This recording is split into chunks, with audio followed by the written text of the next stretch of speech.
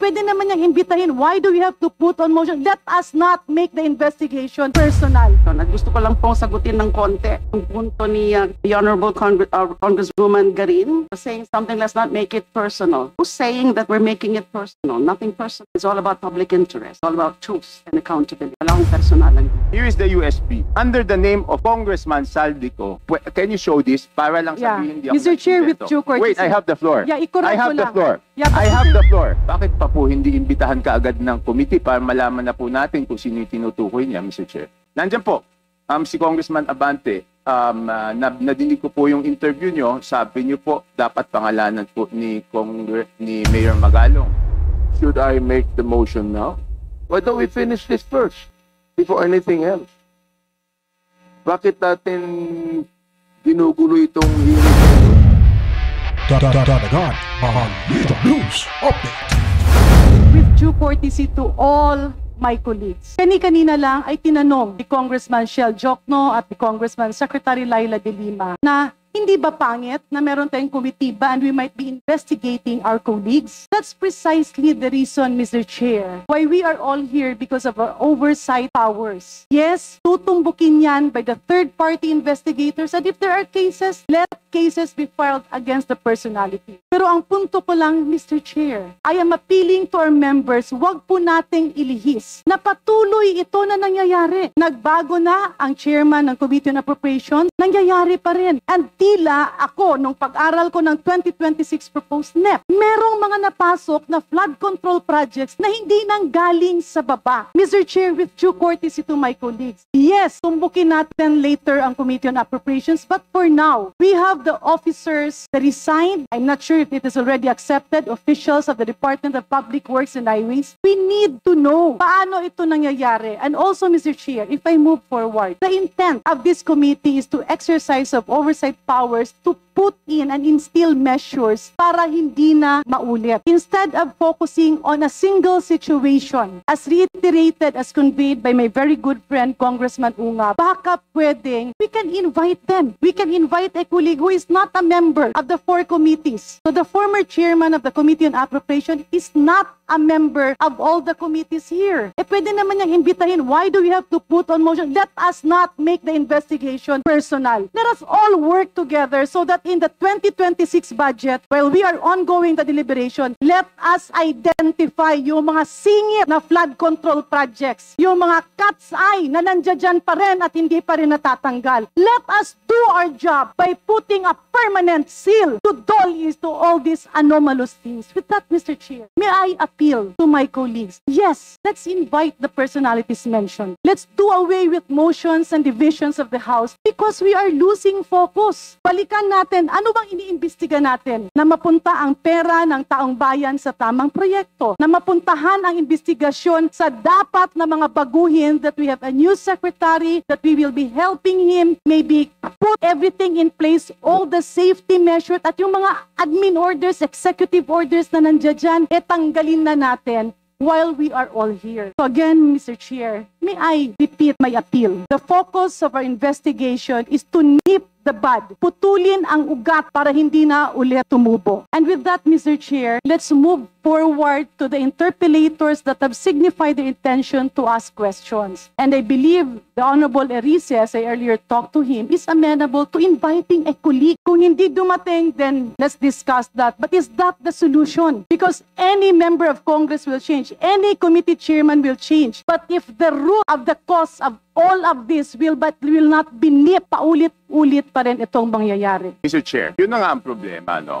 Nung unang ginawa to, I was against it. How can we investigate ourselves? That is the primary question. So kung ang isang congressman, sabi nyo kanina, kahit sino masagasaan, wala tayong sasantuhin, kahit congressman, kahit senador. Kung ang congressman hindi pa pwedeng maging resource person at hindi natin pwedeng pa-testify under oath, di ibig sabihin sa usapang to, exempted ang congressman. So paano tayo mag-iimbestiga? Paano tayo? Number one. Number two, Mr. Chair, here is the USB. Sinasabi, paano nagkaroon ng insert? Under the name of Congressman Saldico, ang insertion sa BICAM as proponent siya is 13,830,000 3,693,000. And we do not want to invite him as a resource person. Mr. Chair, sorry. Comsec, can you show this? Para lang Yeah. sabihin, di ako Mr. Chair, with nagsisinto. due courtesy. Wait, I have the floor. Yeah, i-correct I have ko the lang. floor. Yeah, but I have Mr. the floor. No, Mr. I Chair. have the floor. Just to, on the I have the record, floor. on the record, Mr. I Chair, have the floor. we did not refuse to I invite. have the floor.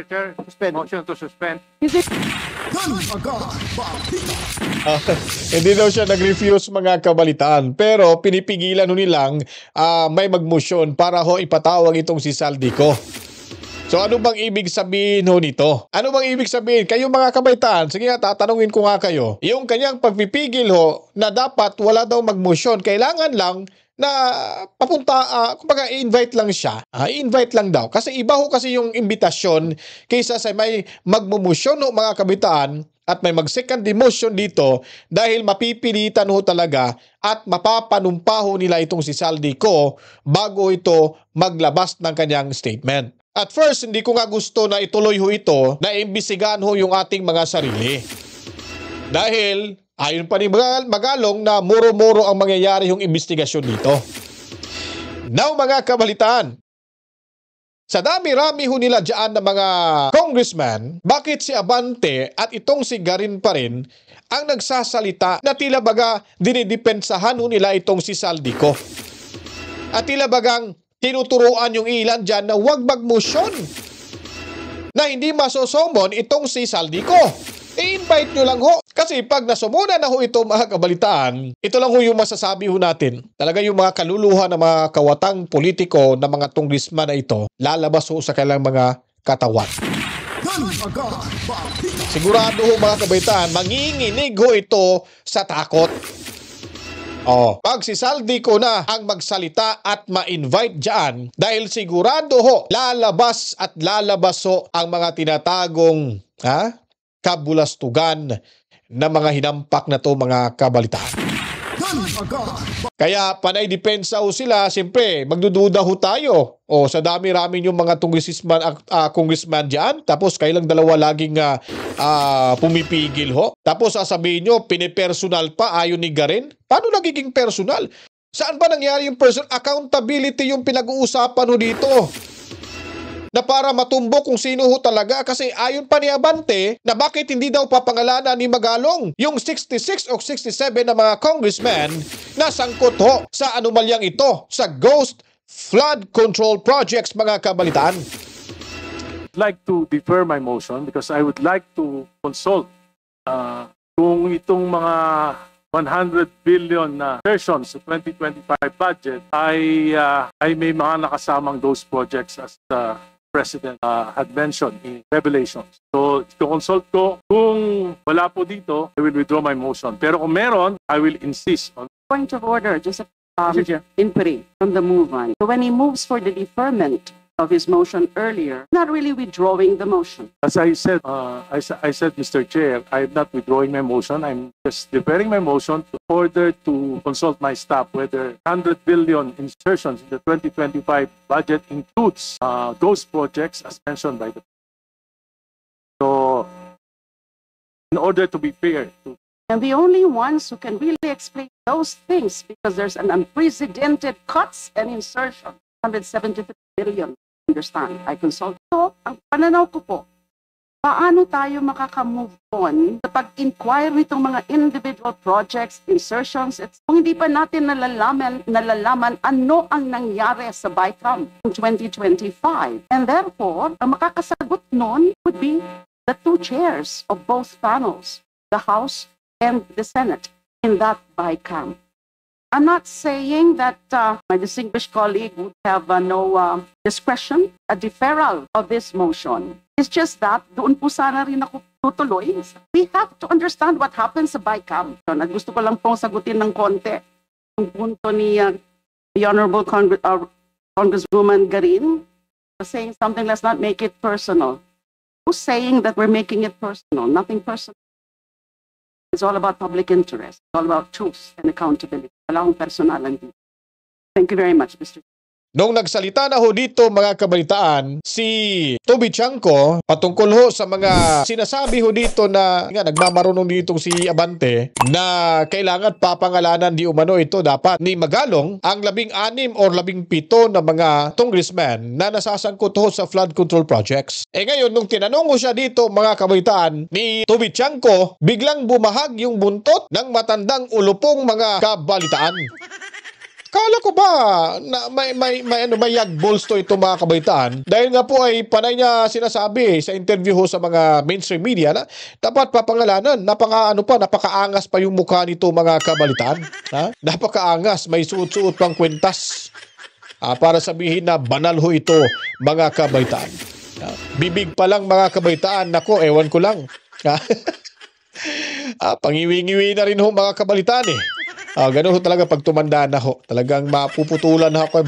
Baka may pustiso na ho yun. Kaya gumaganon-ganon. Wag ho kayo mag-isip ng kahit ano. Pastor yun mga kabaitan. Banal ho yun.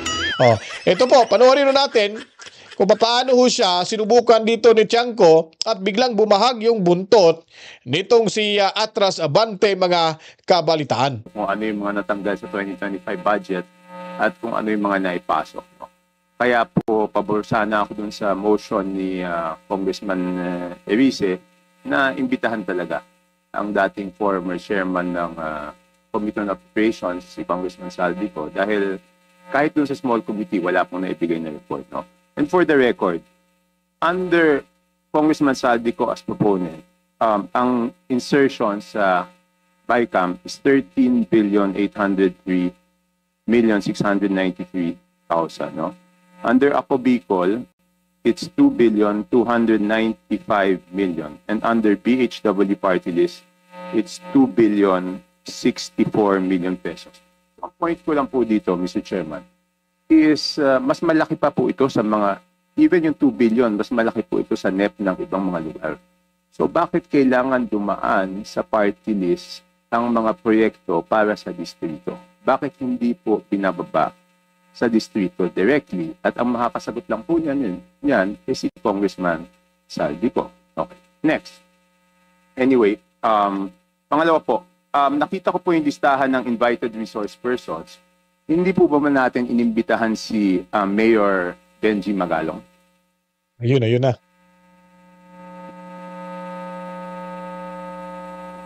Not for this hearing, Your Honor. Pero iimbitahan po ba siya sa susunod na pagdinig? At the future hearing. Hindi, sa next hearing? We have to discuss it. Because nandito Nalilito po rin kanina sila si Bante, siya po yung nagsabi na wag naman akusahan yung House at pangalanan kung sino yung tinutukoy. At pumayag naman po si Mayor Magalong na tukuyin pag siya ay inimbitahan ng House kung sino yung tinutukoy niya na pinakamalaki ang nakukuha na 20%. So ang tanong ko po, bakit pa po hindi imbitahan kaagad ng committee para malaman na po natin kung sino yung tinutukoy niya, Mr. Chair? Ayun. I think we have a commitment that we will invite him. But the commitment is not on the next hearing. Kasi marami po tayong pag-usapan. In fact, gusto natin isa-isahin yung mga SIMS construction, hindi yung nagpakita. St. Timothy, hindi yung nagpakita. Ito yung alam ng mga tao na gusto malaman yung katotohanan. So, ibig sabihin, we are united with Mayor Magalong on his commitment against corruption. For him to name the 67 lawmakers, no question. But he will be required in this committee to do it on their own. State 67 lawmakers who are contractors first. Second, lawmakers who are allegedly receiving 30 to 40% kickback. That will come in due time. That is the commitment of this committee. Kasi sa sinasabi niya, ang pinakamalaking nakukuha ay yung Committee on Appropriation. So hindi pa ba mas mabuting i-address na po natin? Kasi nandyan po, si Congressman Abante, nadinig ko po yung interview nyo, sabi nyo po, dapat pangalanan po ni Mayor Magalong. So ayaw nyo bang mag-present ng motion na imbitahan na siya kaagad para pangalanan na rin po niya? At sinabi naman po niya na willing naman po siyang imbitahan. Should I make the motion now? better, Mr. Chair, to show na talagang seryoso tayong imbitahan siya. Talaga ito. And after this, I will have no further questions because this will be my basis of seeing if talagang may pupuntahan tong committee na to o wala. Kung ayaw natin imbitahan si Mayor Magalong sa agarang panahon, magkakaproblema tayo sa credibility niyan. Again, would you want to respond to Yeah, Mr. Chair, Congressman Chanco, please? there's no problem making a motion, but as you made a promise to me, Mr. Chair, that one day Mayor Magalong will be invited, why don't we just finish the hearing right now? We still have a lot of contractors that are waiting to be Bumahag yung buntot. to be interpolated. So why don't we wait? Why don't we finish this first before anything else? Bakit natin ginugulo itong hearing na ito samantalang marami naman naghihintay dyan ng mga contractors na very much willing to be interpolated? Ano yung panggugulo? Thank you for your response, Nako. Congressman Chanco, please. Pwede naman niyang imbitahin. Why do we have to put on motion? Let us not make the investigation personal.